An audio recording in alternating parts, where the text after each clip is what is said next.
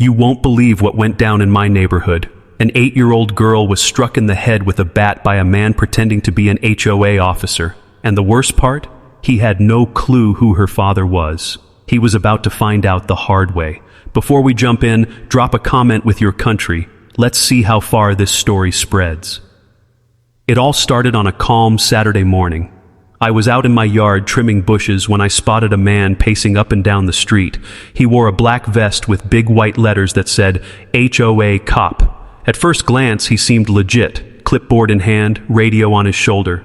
But the more I looked, the less it added up.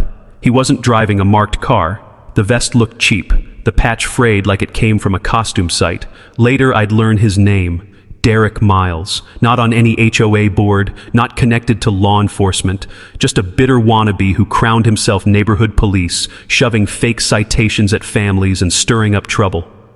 That morning, Derek set his sights on the Sanchez family across the street. Their little girl Maria was pedaling her bike in the driveway, pink helmet bobbing as she wobbled and laughed. She wasn't bothering anyone, just a kid enjoying her weekend. But Derek stomped over, barking that she was trespassing on community property.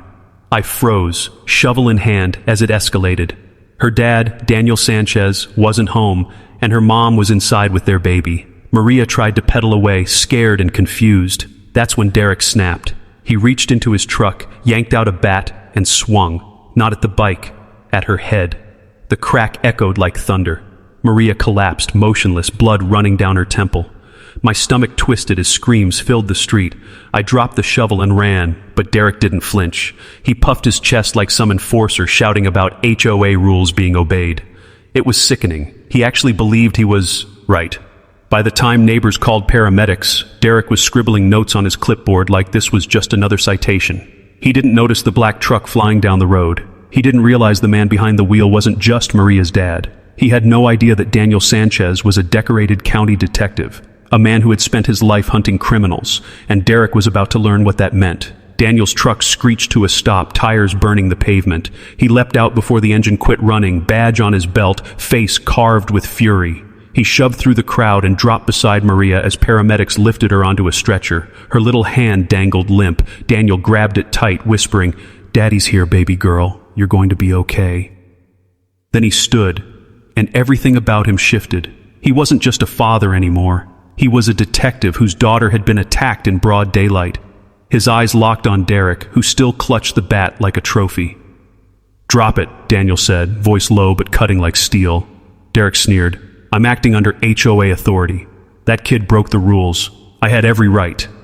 The words barely left his mouth before Daniel lunged. In a blur, he ripped the bat from Derek's grip and slammed him against his own truck. "You laid hands on my daughter," Daniel growled, his face inches away.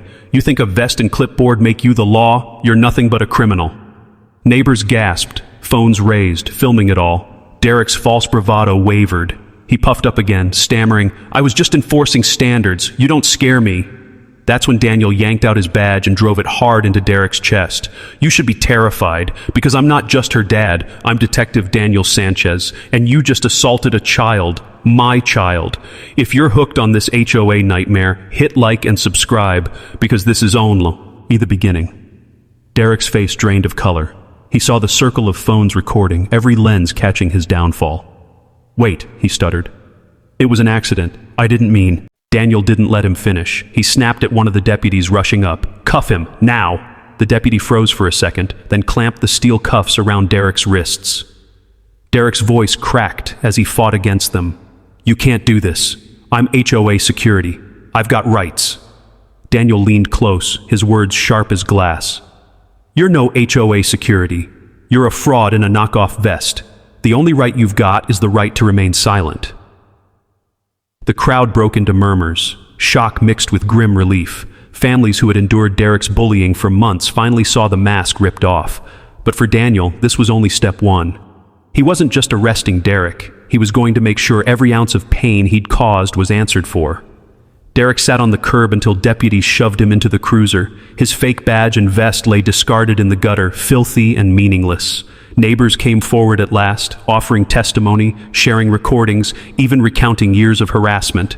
The truth unraveled fast. Derek had never been anything but a liar. There's no such thing as an HOA cop, and under 18 U.S. Code 912, impersonating an officer is a federal felony. Combine that with striking a child in the head with a bat, that's aggravated assault with a deadly weapon, a crime no judge could overlook. Daniel squared his shoulders, his real badge gleaming on his belt. He wasn't just Maria's father anymore. He was the law itself demanding justice.